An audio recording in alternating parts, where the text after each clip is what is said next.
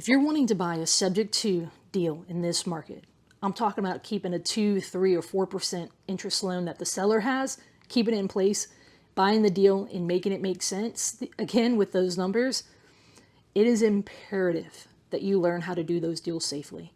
Just watching a YouTube video a few times won't help. And guys, I'm telling you, there's even a lot of folks out there teaching about subject to that they don't know how to do them safely. I've been an experienced creative investor for years now, and it is painfully obvious that there's a lot of folks who are doing these deals wrong. We're seeing it across the nation. I'm definitely seeing it in my backyard. And so I am actually, because of everything that I'm seeing, the defaults, the subject to defaults where investors bought deals they should have never bought in the first place, all of these things, I'm calling an emergency masterclass on the topic of how to do a subject to deal safely. It's going to be August 17th, 2024 in New Orleans, and it's going to be a more intimate setting, kind of like a masterclass mastermind, where it's going to be in a house, not a big hotel room. And guys, it's important that you learn how to do these deals safely. My goal is to get you in there for an entire day, teach you as much as I possibly can, and give you a manual to walk away with. If you're interested in more information on how to do these deals safely, go ahead, go to CourtneyFricke.com for more information, or DM me the word subject to masterclass. Y'all stay safe out there.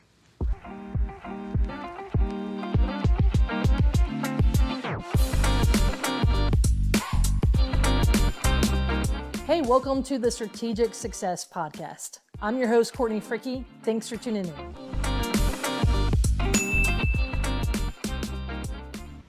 Hey friends, Courtney Fricke here. I am very excited about today's episode. A lot of you have heard me speak about having 5 top mentors in my investing career, but today I get to interview my top mentor, Pete Fortunato, in his house. And I'm super thankful for the opportunity to really just sit there and ask about his philosophies around real estate. Because many of you guys know Pete's been investing since the 60s. He is a prolific deal maker, hands down the most prolific deal maker in America.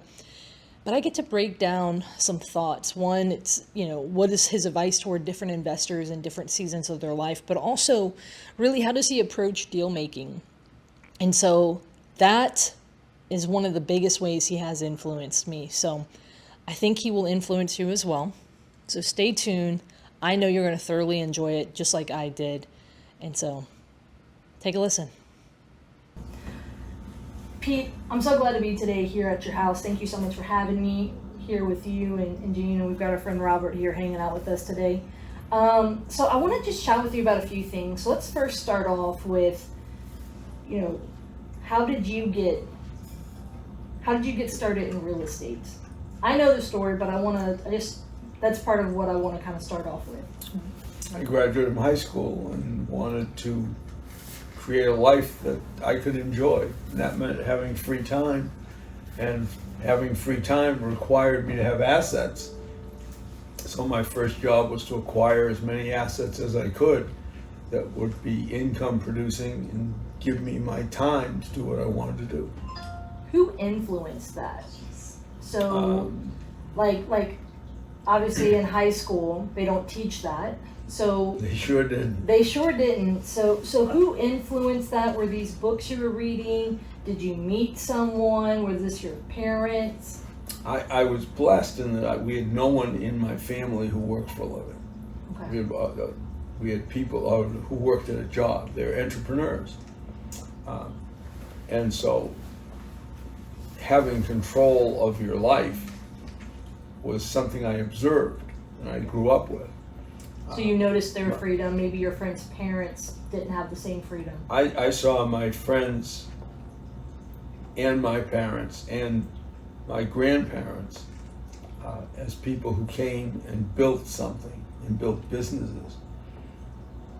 But I saw my grandfather, my dad's dad, had an apartment building on Rantoul Street in Beverly, where he had his barber shop on the first floor, had a commercial rental below it, had his home above it, and had rentals that gave him cash flow. And so he was self-contained in that property. And when he went to Italy with his family, and this was only stories I heard when I was little, he was in Italy when Mussolini was coming to power and the fascists were taking over, and he fled the country to return back to the United States. And when he got here, his safety net was that building where he had the store for himself and the rental property and the housing. And I think hearing that story was a big impact on me. I read all the time. I read biographies. I read Horatio Alger's stories about people who found a mentor. So I knew enough to ask for help rather than to just sit and hope.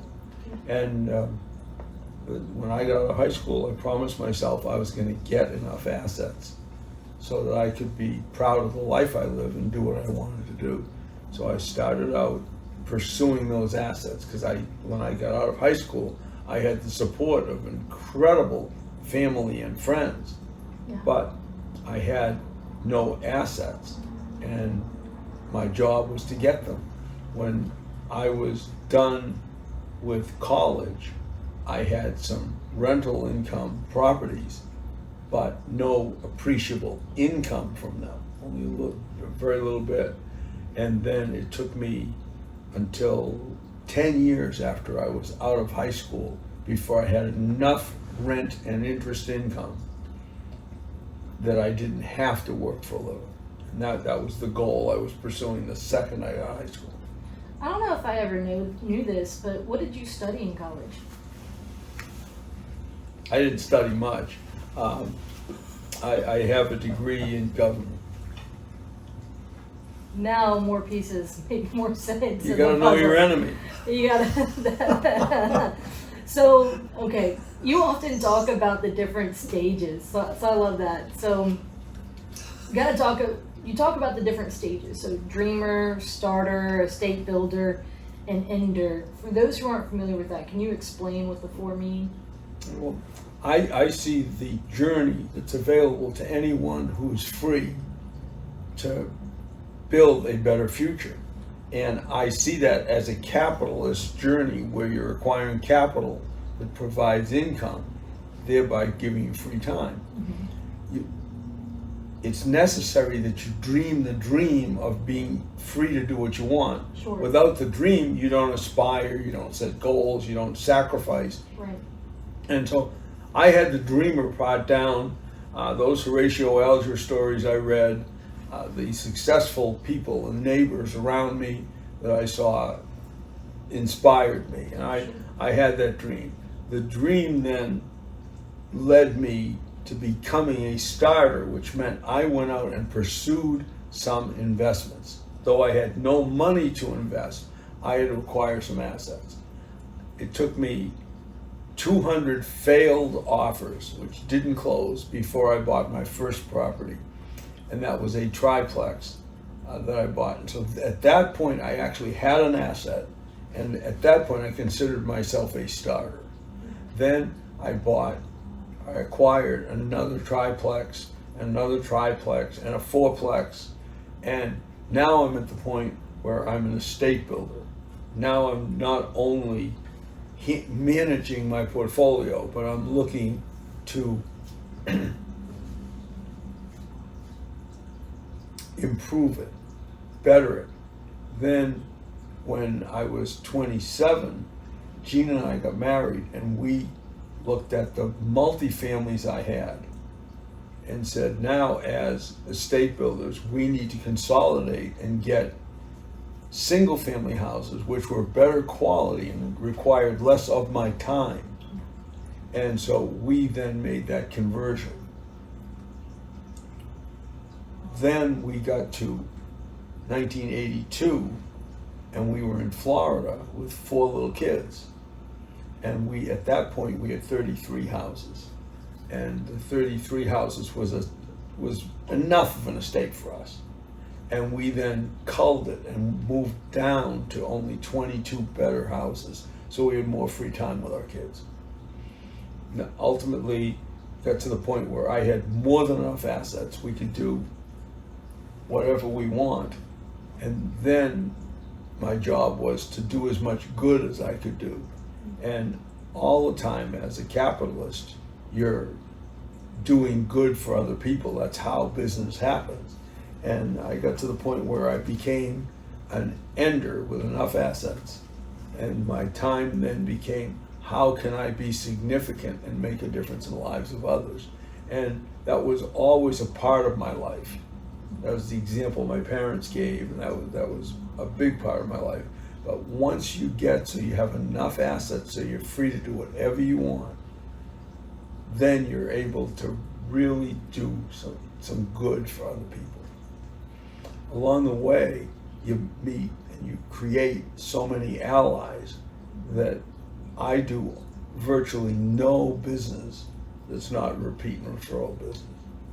I think that's huge because people, they think transactionally of, I need to, a means to an end is to do this transaction, but yet they don't realize this transaction can lead to more business, with those folks. And so I've always been very inspired by that, because in a day and age, everyone wants you to go, before you finish with this transaction, go seek your next. Mm-hmm. You're in the sense of, always be marketing and always be looking for your next deal. But the reality is, it's most likely within ones you've already done. Yeah. And that's powerful. In any business, not necessarily my real estate investing, but I think in any business, the people you've been successful with, the vendors, the customers, the clients, you've done good things for them. That's why they're clients. That's why they're doing business with you. And it's very foolish not to go back to them and talk to them about what their goals are and explain to them what your goals are so you can help one another. I'm always surprised at the people who think that it's wise to keep their mouths shut, and they think that by keeping it a secret, somehow they can be better off. And I've always found that the more I exposed what I was looking for and what I needed, the more often it arrived. When Warren Harding was one of my early real estate teachers, told me, you will have what you need when you need it. He was absolutely true in my entire life. Whenever I've needed something, whenever I felt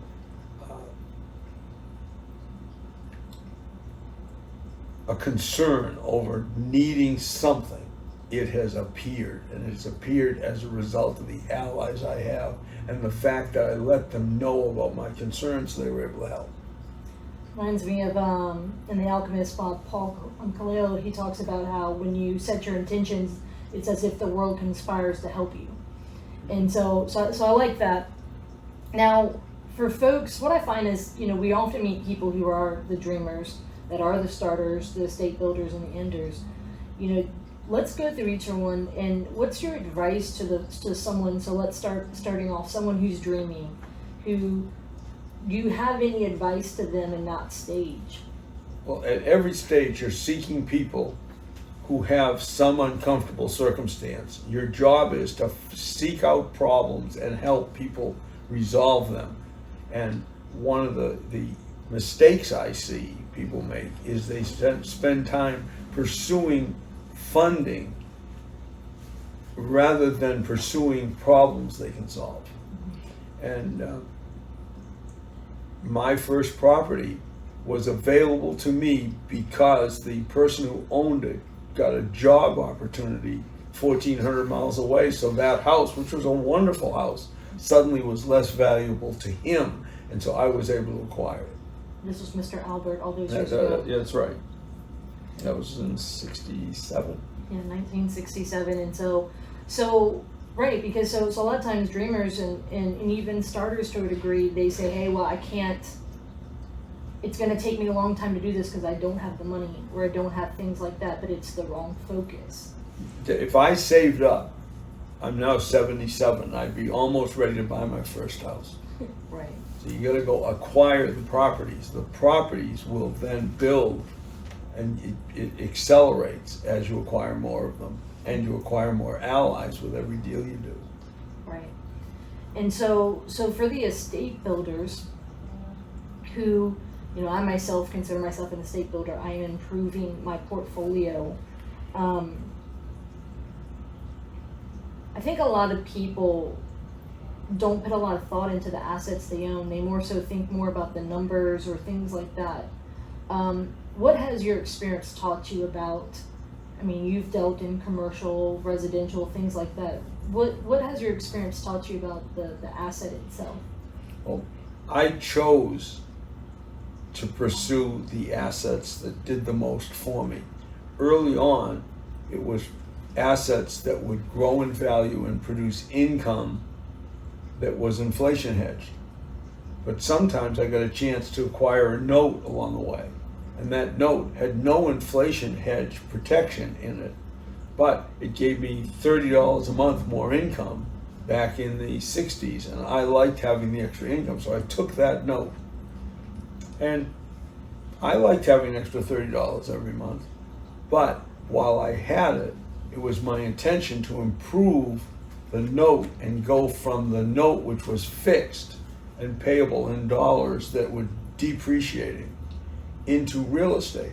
So I would either use the income to help me fund a property that didn't have enough cash flow, or I would exchange it using it as a currency to buy something else. And I upgraded. Then, as I said, when Jean and I got married, we had rental units in small apartment buildings. And just like I traded the paper into the apartment buildings, I then traded the multifamily into single families because it gave me more free time. So I went for a better quality. I was fortunate in that all the properties I acquired were in good neighborhoods. So the quality in terms of neighborhood has always been a part of my portfolio. But questioning what is better and moving from the multifamily to singles because of the free time that it gave us was an important decision that I made. I know other people who've made other decisions. We're seeing a lot of people now pursuing self-storage because they perceive that as being something that will involve them less in contact with human beings. I enjoy the contact with human beings, and I see them all as wonderful creatures who are helpful to me if I just ask. And our fourth property we bought, we were $10,000 light on the money that it took to make the down payment that we'd promised to buy the property. And I got that $10,000 from one of my tenants in the second property I ever bought. People are always saying, how could anybody make that kind of a deal? Who would ever have a tenant that would trust the landlord? But these tenants are in your home paying for that house for you. And so for me, they've always been a treasure. And I really, really try to protect and help my tenants. And often that means offering them an interest rate that's higher than they get in the bank and giving them more cash flow. And so that kind of negotiation with other people has always been something I enjoyed. And so I moved from my first properties and the little notes from notes to real estate, from real estate to the single family house, which gave me more free time. One of the things you talked about was how maybe you had a note deal that was helping offset a negative cash flow single family. And although you didn't necessarily want the note, maybe in the sense of long term, you didn't, it wasn't what you were pursuing, but you wanted that house in that location. That's one philosophy I've appreciated hearing from you, because a lot of times we get so hyper focused on the deal, we don't come up and look at our our assets as a whole, or our portfolio as a whole, where, a lot of times they think it's, singular property management versus asset, portfolio management. And so for someone who's in that ender phase, what is something that you would suggest, for folks who are sometimes, and again, this is something you guys taught me, is, think with the end in mind. Where do you want to end? What types of properties do you want to end up with? Do you find people who are enders who have enough, income from these assets, but they're not necessarily the assets that they would maybe wanted to end up with, or maybe they're, maybe it's a whole bunch of multifamilies that are causing them, to have to do a lot of maybe work and things like that. I find that people need to spend more time and many people do, but not everyone does, thinking about who they want to be dealing with.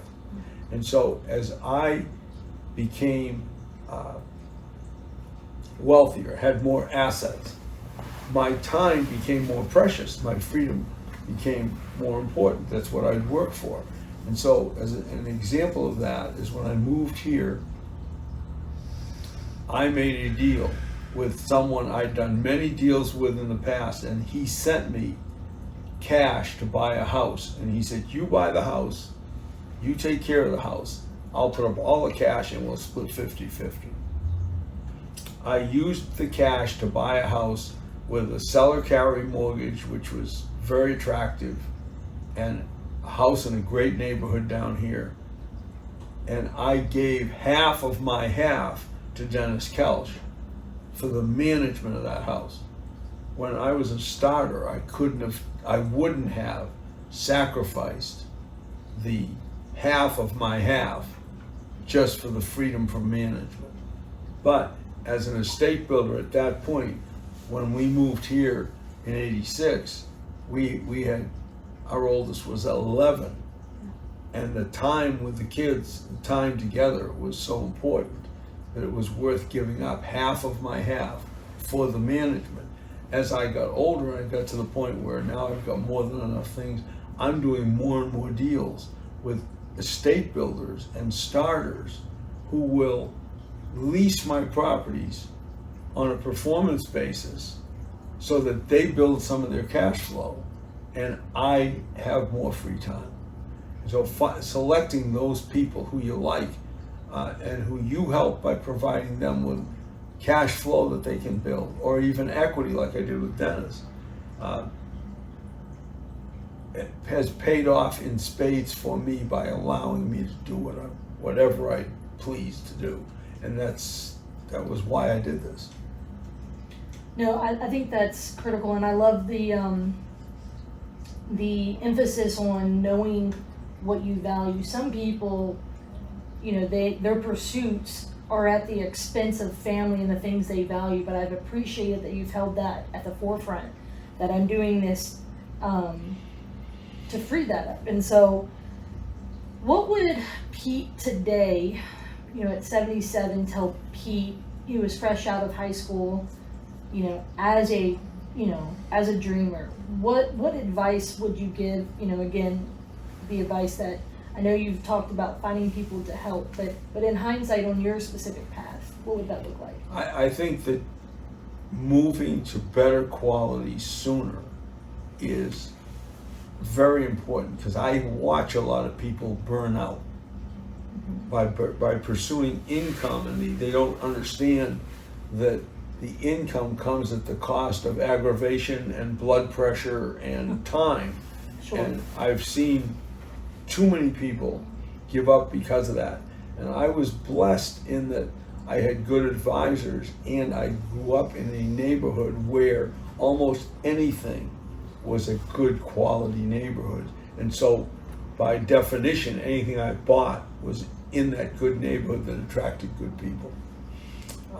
I absolutely think that many, many people miss that. They want that 1% rule, or the 1.5%, making their life much more exciting than they need to make it. Right. I had a message today from someone who was a young real estate agent who was wanting to get started investing and was looking at maybe a C or D class property, and was saying, hey, is this a good deal? Should I do this? Can I make this make sense? And all this stuff. And I said, hold, I'm not going to speak to the specific deal. We could talk about the numbers, but really, is this what you want? Okay, if you could do this, let's talk through that. And ultimately talking through the plan, because a lot of people, again, they get in early, like you said, burn out. They get in and then they say, oh, this thing doesn't work, but it's maybe so how they perceive it. I can appreciate that. So we talked about the 12 units today. Yeah, the 12 units. And the 12 units is way too much work for me. I'm not taking that. I know I won't like it, but that doesn't mean I wouldn't try to control it so that I could trade it to somebody who had a nice house who wanted income. And so often I'm looking at things not as an investment, but as a currency. The example you gave of me having a note and having a house was a common thing for me when I was in college and just out of college. I'd have houses that we buy for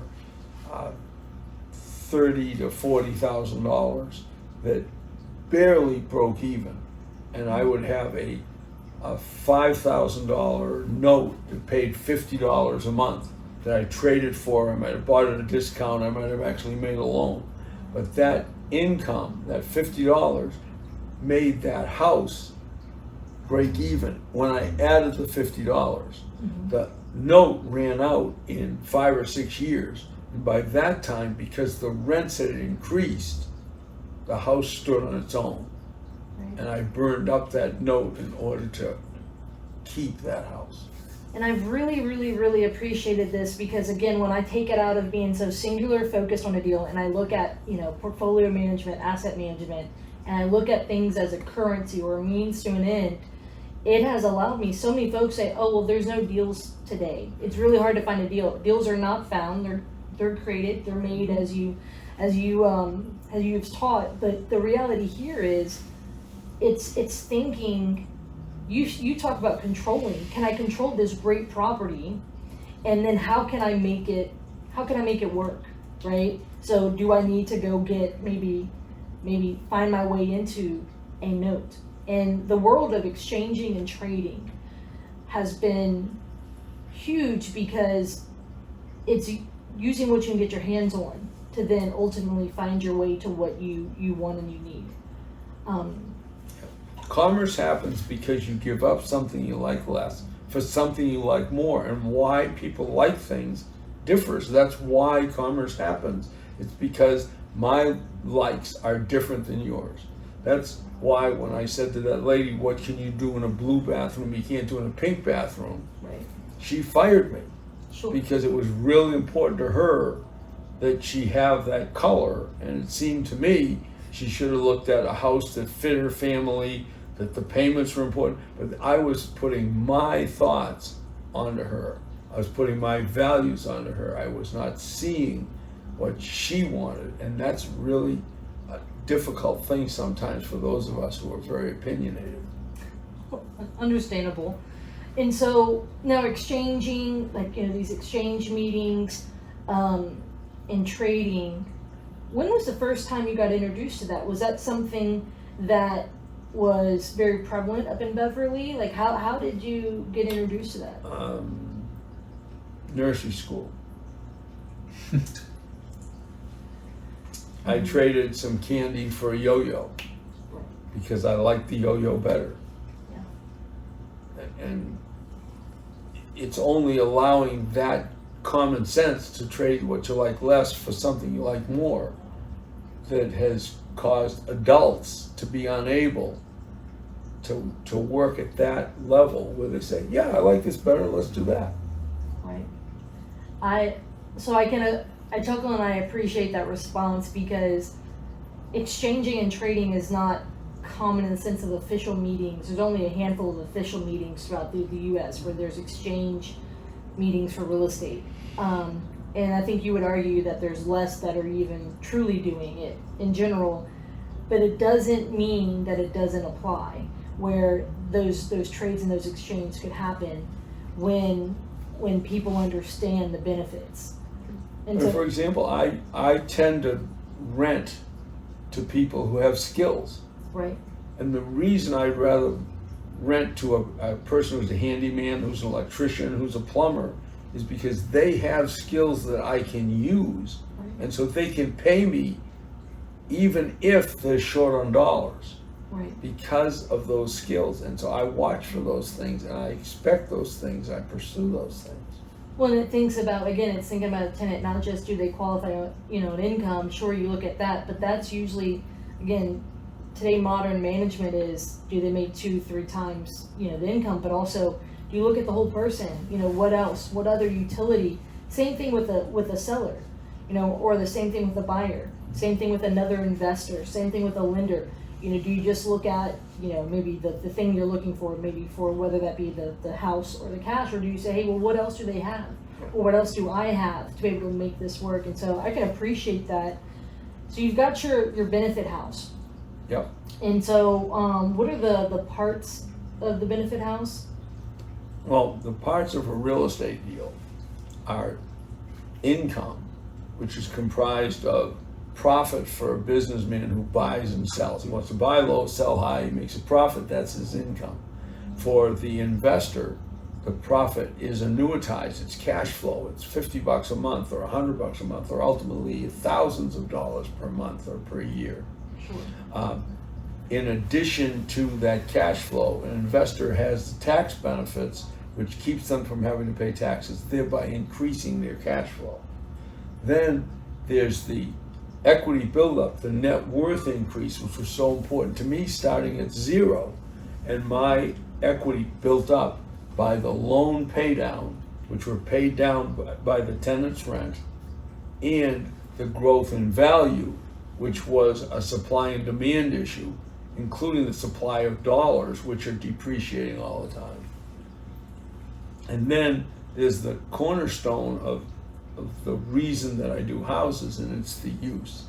The enjoyment of that house is the third component. There's income, net worth, and enjoyment. The enjoyment has use, you get to use it, and management, someone has to oversee it. In my case, with my single family houses, my tenants are my managers. Underneath it is security. People feel safe, and the safety comes from rapport. People do business with people they like. I never rent to people if I don't like them. I'm going to meet them, I'm going to get to know them, I'm going to talk about what I want, what they want, and if we like one another, we're probably going to do business. And that's not just at the rental business, that's all business for me. Right. I think that's critical. So I've always enjoyed your benefit house because by focusing on benefits, it has changed with, some may say negotiations or sales or whatever, but it's changed how I transact with folks. And a very critical part for that is understanding, what people are looking for, what I'm looking for. But so let's talk about, in hindsight, looking at your career, your investing, what has been a benefit that that has impacted your wealth building the most? Well, I look at all those benefits that you see in the picture of the benefits house, and I always look and see the people that I'm dealing with want something's most important to them. Often it's use. They want a home to live in. Yeah. So use is not something I'm going to take in most deals. Sure. I'm going to take those things that are least valued, because that means they will cost me the least. I can acquire the least valued benefits in every deal, and those will be different. In my lifetime, amortization, the fact that people are paying down the debt and not having cash flow, made amortization an easily seized or acquired benefit. And often that was the easiest of all of them for me to get. I think, and my good friend Ozzy Steve, we talk about this a lot, people don't realize the benefit of, especially younger investors, don't realize the benefit of amortization because they don't stay in deals long enough. Mm-hmm. Well, the flipper, clearly they don't expect to get amortization or growth, Right. because they're planning to hold it 35 minutes. There is no amortization, there is no growth. They just Sure. want to buy it and sell it for a profit. Same thing for appreciation, that growth. You talked about here in Tampa, what was it, 2016 into 2019, it doubled. And then from then until, 2023 or till now, things have doubled again. Mm-hmm. Obviously, that was a short period of time. That is location and economic cycle based. But I was talking with my mother this morning, my childhood home. She bought it for $95,000 in 91. And then in 2015, I think they sold it for somewhere like 160 or something like that. So not as crazy amount of growth, but still, or maybe it was something like 185, but it was still somewhere where, it had doubled, and that's impactful, right? That's impactful for people's, as those are the things that all those different benefits have a role. So what do you think? So you mentioned people misunderstanding amortization. I think people need to see the different benefits and see that bundle of benefits which can be distributed, and that's what the picture of the house.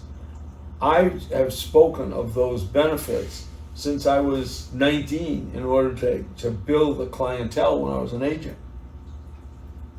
And then one day in the 80s, I was doing a presentation of the benefits, and I drew, it's like dealing with John Schaub yesterday, who kept writing the pictures of the houses that he kept drawing.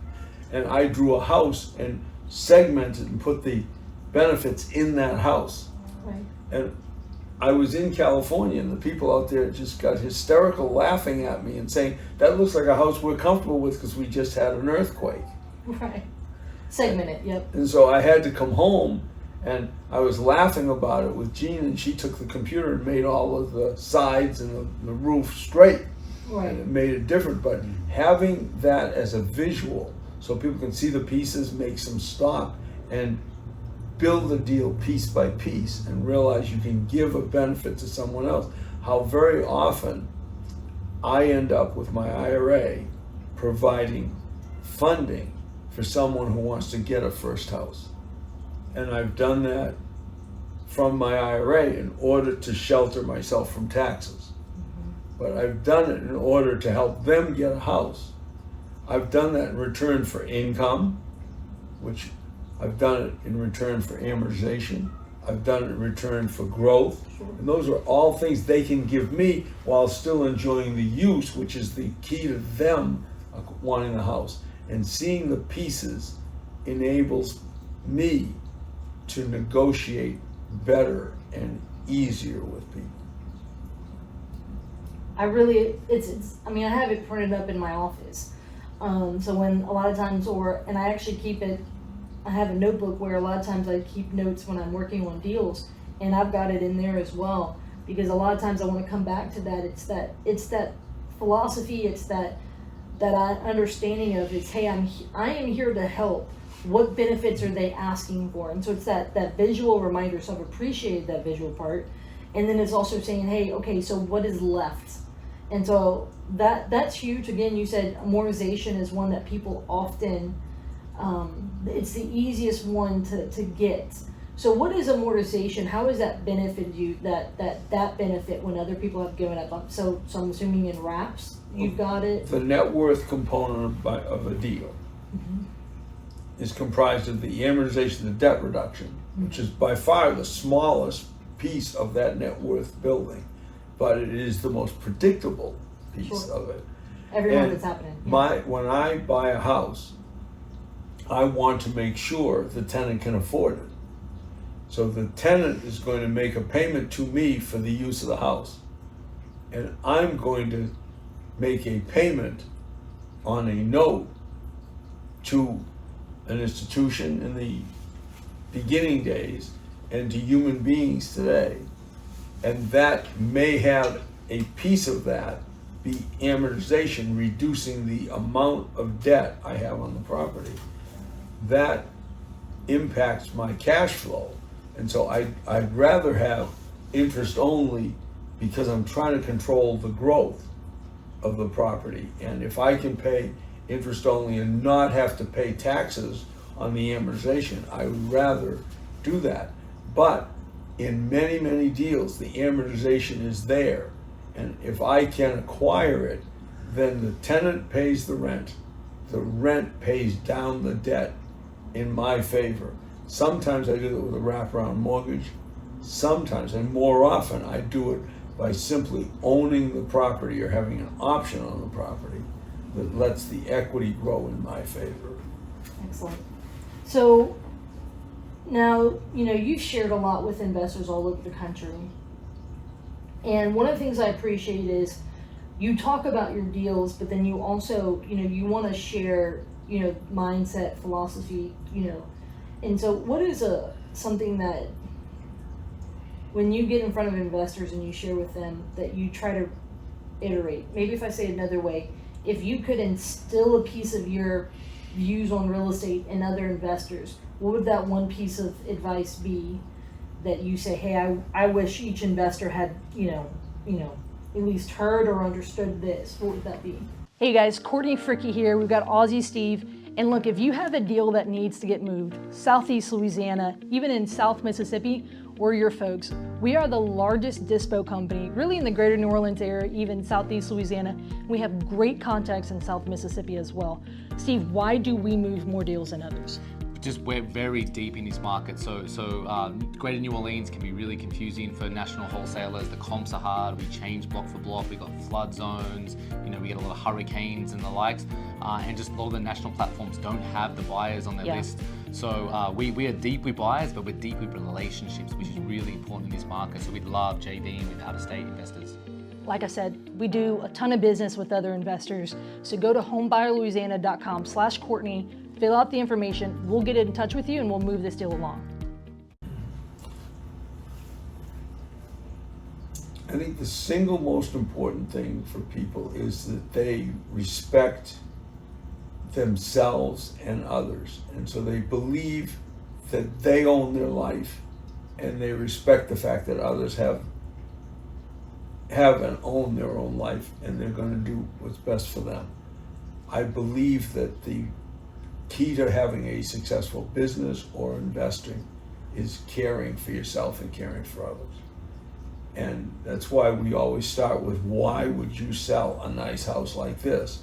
Because we have to discover what's going on in their life that makes this opportunity available to us.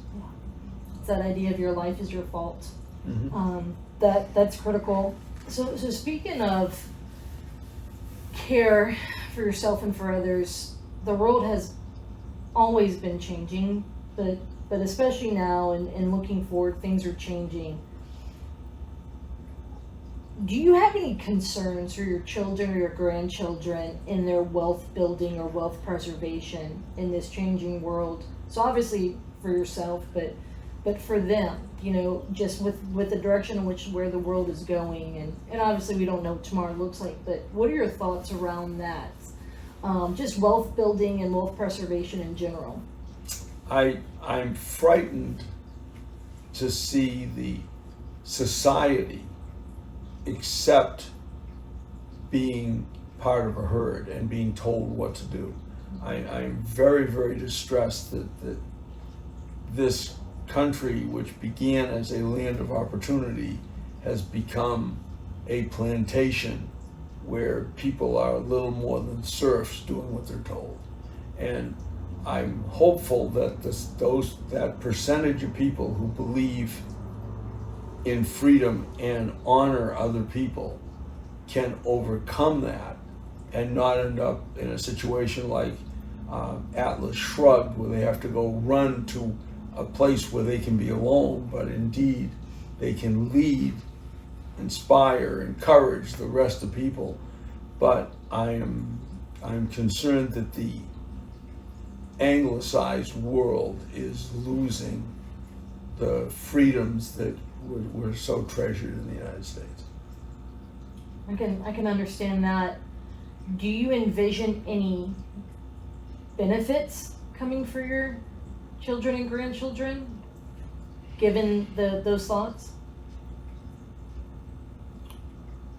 I believe that my kids and grandkids and every young person I get the chance to be around respects the fact and has at least heard the fact that right and wrong is much more important than legal and illegal.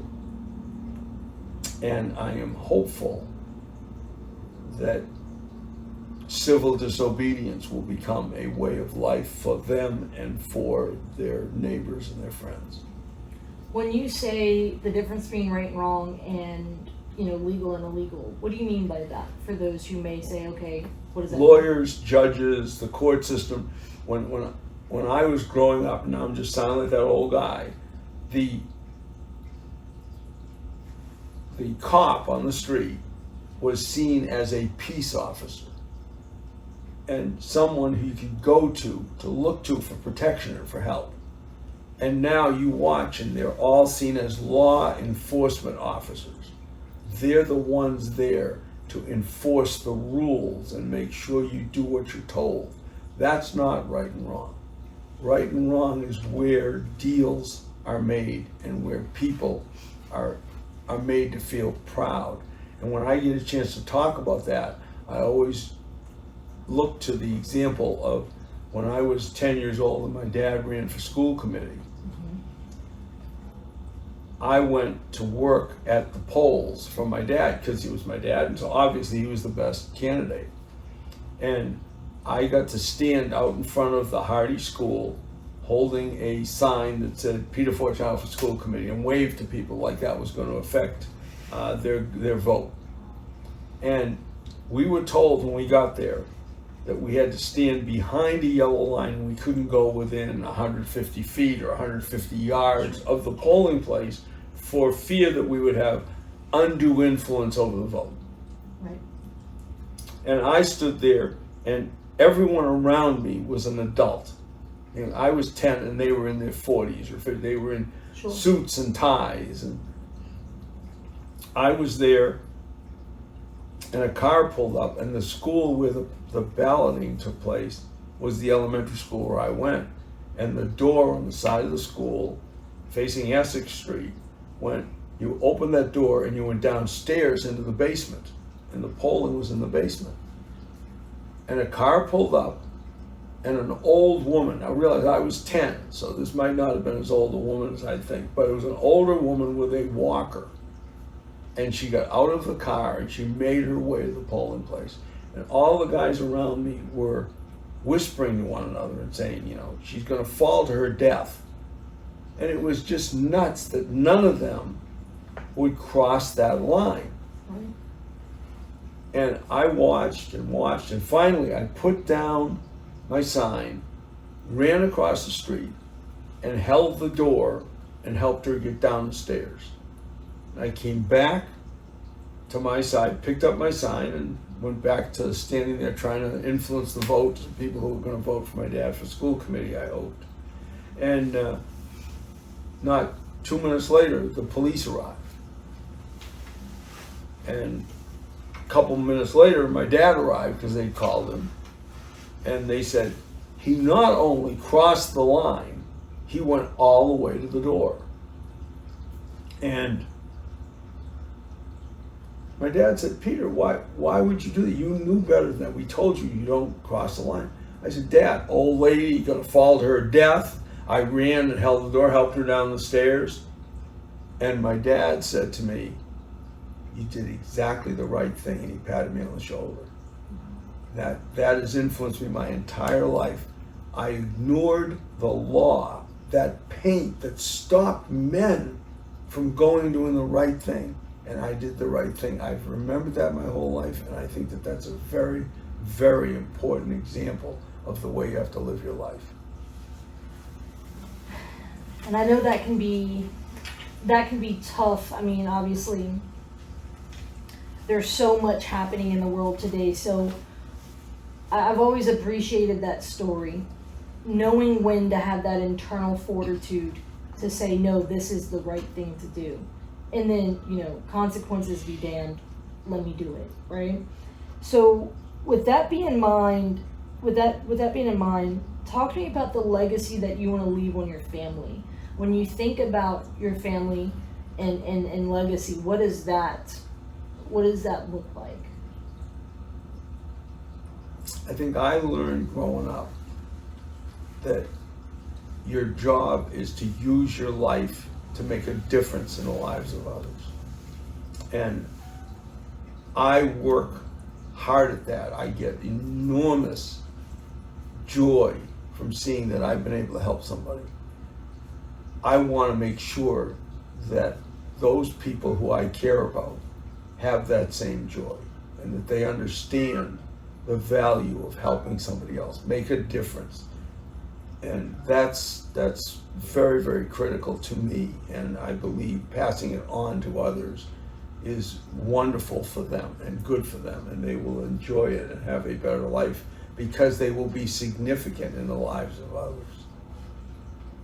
All of that.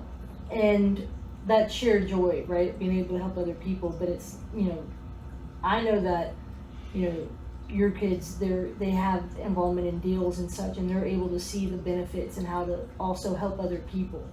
And I'm thinking about the story of your son seeing the what was it, the woman kicking or the man kicking the realtor sign? I think it was a woman out in the front yard. It was a woman, yeah.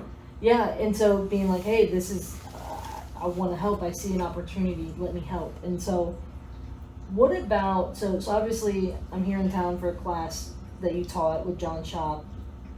There's still a handful of classes you're teaching, or you're teaching with others, like, the Masters in Real Estate with Gary Johnston, or various things like that.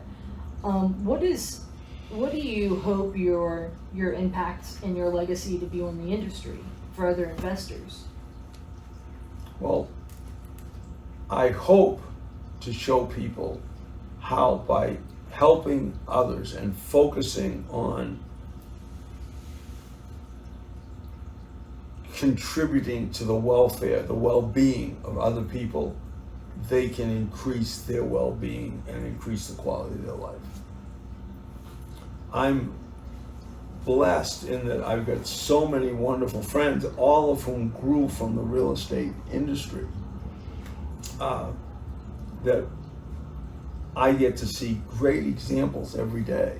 And I get to see not only wonderful people, but successful people. I watch young people go from starters to estate builders to the point where they come and see me and say, I'm finally at that point where my family will not need to work unless something drastically changes, unless we have a tragedy.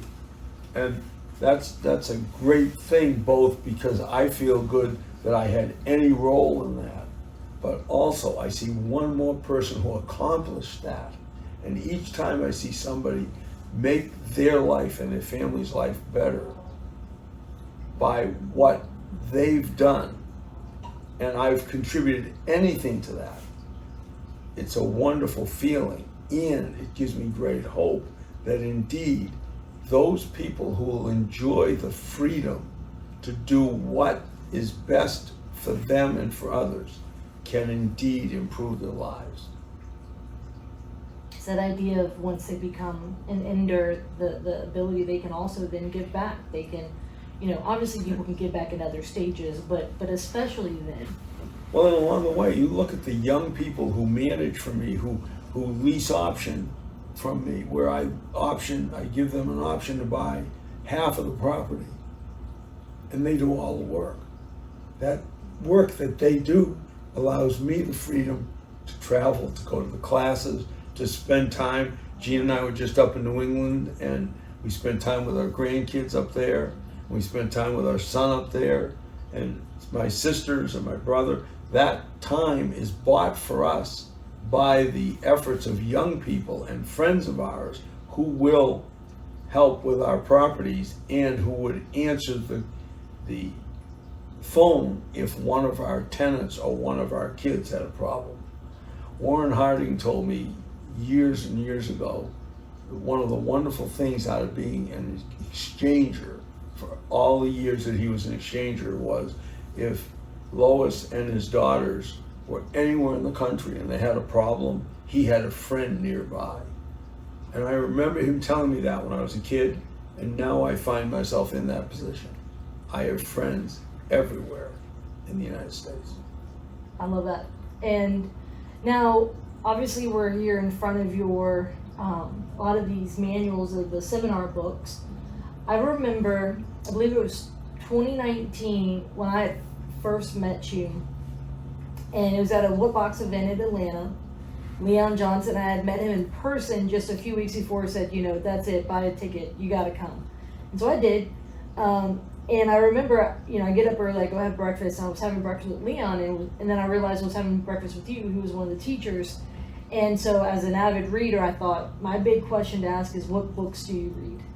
And you looked up and you just shrugged and you said, I read seminar books. And so what is your philosophy around that? Why, a lot of people attend a class and this goes collecting dust on their shelf, or if they even keep it, right? Like if they even, whatever. Why is this so important to you? Well, I read a lot, but I study a lot. I go to classes. I've been in a class, with the exception of when the government shut the country down. I've been in a class every month since 1966. That's huge. And in that class, I'm learning from instructors. I'm learning from all the people around me who are talking about how they would apply or how they have applied what's being discussed in the class. And I participate. And I enjoy that. Now I come home and I've got my workbook from the class full of my notes, and my notes are very personal notes. That deal that John described reminded me of Steve Rubenstein.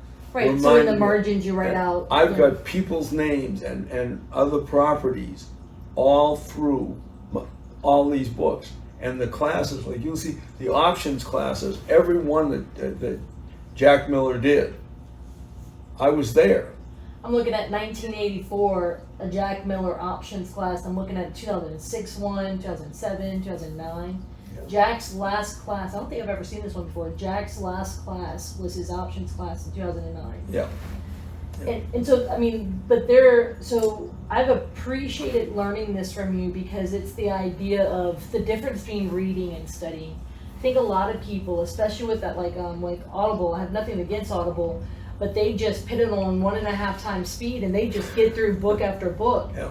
And I've been guilty of that, right? Like it's transactions, right? It's how many can I get through? And people say, I read, hundreds of books a year or, 50 books a year, but it's really, they're just getting through it. But yet how much of that do they apply? How much of that they retain?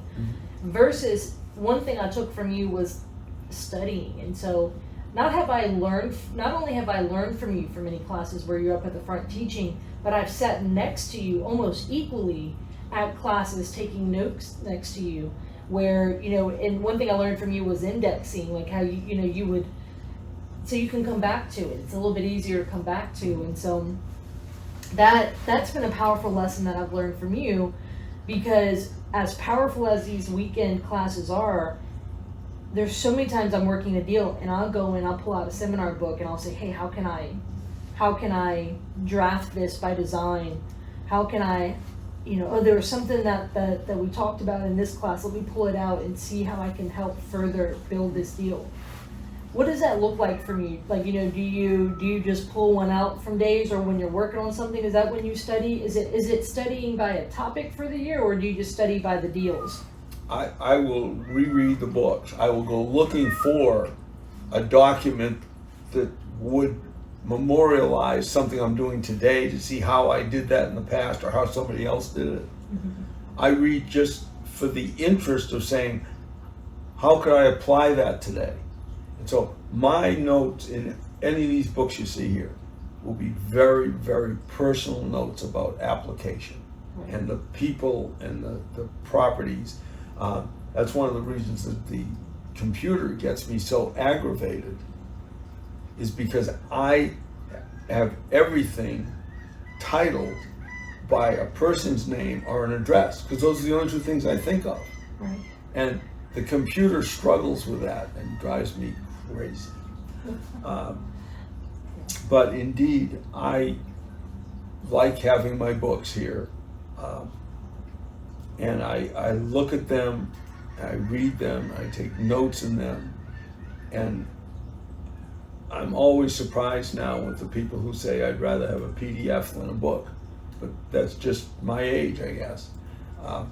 Well, no, I can appreciate that. So you know, when I met you, I had already been in the industry for years, and I was learning from other people. So I wasn't new to learning. I wasn't new to seminars or courses or whatever. Most of them did not have, you know, a thick manual like this. If you got any handouts, it was often small. It was often, a lot of it was about the sales program. The sales program was a big part to that, right? Or whatever. There's just so much meat. And so I know you generally do your 2 classes a year. Mm-hmm. Those manuals have been very, very important to me. And so with that being said, my last question for you is, if there's one lesson that if you had learned it sooner, and maybe it's what you mentioned earlier, if you had learned it sooner, do you think you would have had more impact on your wealth building or on your goals? What would that lesson have been? Make an offer. Don't you say, isn't this interesting? I bet this would work. Make an offer. Say, I love this house. How does no money down and no payments work for you? Doesn't matter. Make an offer. That gets the discussion started, and you don't know where that discussion will take you. But if you'll start with an offer, you got a chance to acquire a property. And as you say, the first offer is a means of discovery, understanding further what they're looking for. And so, I can appreciate that. Make an offer. You know, you got to start somewhere to start getting somewhere. And you often bring 3x5 cards when you're at real estate meetings. And if someone says something about a deal, a lot of investor meetups have the haves and wants section of, who has a deal, who's looking for something. And so I've appreciated that because it is very action based, right? It's not just a whole bunch of knowledge, but it's action based. It's that knowledge applied, which is powerful. Yeah, well, I was at a wealth builders meeting here, and one of the guys who's a hard money lender got up at the meeting and said, I've got a house that I wish I didn't have. I made a loan. I got the house, quote, back. Even though he didn't give up a house, he still called it getting it back because that's what the industry calls it. He got a house instead of his money. And he said, I will sell this house for $80,000, $10,000 down, and $400 a month until paid. And I watched as all the people are taking notes in their book. Tom has a house, and this is what, and I just signed a 3x5 card, said, you got a deal, handed him the card, and bought that house. But all those people sat there making notes so that they could go investigate, they could go study. But making an offer is important, and people tend to think too much rather than start the discussion and see where it takes them. Right. I was at a Tampa RIA meeting, and somebody got up and presented a great 3-bedroom, 2-bath rental house. And I asked him, I said, why would you sell a nice house like that? And he said, my daughter has broken down in her car, and my wife and I have had to go rescue her 3 times in the last month. We're going to sell the house to get her a car. And so I traded him my van for an option right then and there. And I had to bum a ride home with somebody to get home. And everybody remembers that. Nobody remembers that I said value is subjective, find out what's going on. But they all remember that I needed to bum a ride home because I had no car. But I had the right to buy that house. And he got to keep his house, keep his rents, and got a car for his daughter that night. But it's only because somebody bothered to ask, what's the problem? Why would you give up a nice house like this? And by knowing the backstory of what he valued most, which was the situation with his car, with his daughter's car breaking down, and the stress that was causing him and his wife, he probably didn't necessarily want to give up the house, but it was the means that he thought was to solve the car Seeing problem. that he didn't have to sell the whole house, he could keep it, keep the rent, and sell it later. He was like, we made that deal right then and there at the meeting. And you probably didn't have the title to the car with you, all those things. Oh no, I carry the title in my glove box, so Well, now in you case do, somebody because I wants know to you. steal it. I don't want to inconvenience them. You don't want to inconvenience them. But I know you've traded plenty of cars on the moment at the spot yeah. when it, whenever it could solve a problem. And again, I appreciate that it's not just, hey, yeah, let me go analyze. Oh, that sounds all right. I could go. It's start it, see what you can do, at least offer it, see if they'll take it. I love that. Peter. No, see why they won't. See, when they say, no, that won't work for you, then you say, why? And your job is then to see if you can't overcome or build around that objection. No, and that's huge. A lot of people, they negotiate against themselves in their head. They say, oh, they won't take that. Oh, they won't. Well, stop talking to yourself. That that can get you institutionalized. Go and talk to them. But Pete, you are known for your deal making. I know a lot of people say, hey, Pete, I appreciate the way your brain thinks about deal making and things. And yes, your deal making and you sharing stories about the deals is so impactful. But I think what has impacted me the most is more your philosophy around real estate. It's how you approach people and how you approach deal making. That although the techniques is very helpful, that technical side is very helpful, it is your philosophy that has impacted me the most as an investor. And I know many other people. When I had people here this weekend for the first time, I said, look, yes, pay attention to the technical, the deal making, but I understand sometimes that can kind of go over people's heads at times, and it takes repetition for me to, learn some of those. But I say, no, pay attention to his philosophy, pay attention to his mindset, how he approaches it, how he approaches people. And so I, as an investor, want to thank you, and as a friend, thank you for shaping the way I view real estate and the way that I approach helping people, because I know that's been the biggest impact. And so I thank you for that. Thank you very much, Courtney. And so, Pete, I know, so what's the best way for people to get in touch with you? Obviously, call me. Yeah. Yeah. Well, so because your website's going to have information about your 2 classes every year. And I know because your website is some very exciting technical thing, but it's Peter Fortunato, right? Yeah, peterfortunato.com. peterfortunato.com. We'll put that on, on the show notes, and so people can read it. But yeah, you're like, hey, reach out to me. And so other than that, if you guys are in the St. Pete area, Monday through Fridays, you're at the McDonald's. Oh no, that's 7 days a week. If I'm here, I'm at McDonald's at 8 o'clock in the morning. There you go. And so, well, guys, now you know. Pete, thanks so much for spending some time with me today and sharing. And it's been fun. Obviously, I always appreciate hearing you and learning from you. So thank you. Thank you very much.